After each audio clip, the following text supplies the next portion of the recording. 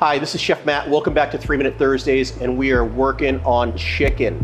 Okay, we've done a video already, talked about the pounding of it.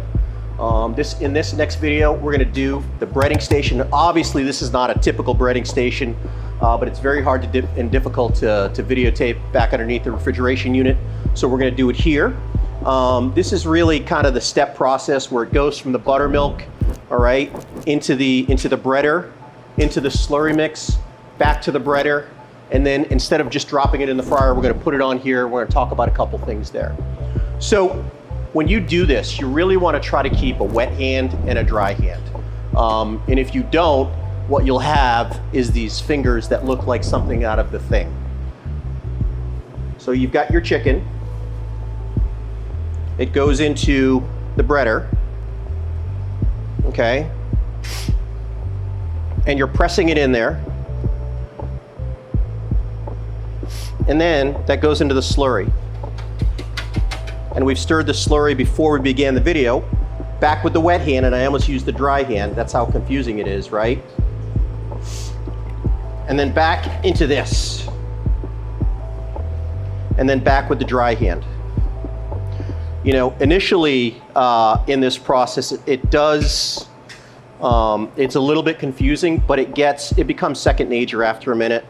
And it'll become easier. And then here is your chicken tenderloin. I want you to notice the size on the chicken tenderloin, number one. Number two, you know, there's a little bit of flour here, okay?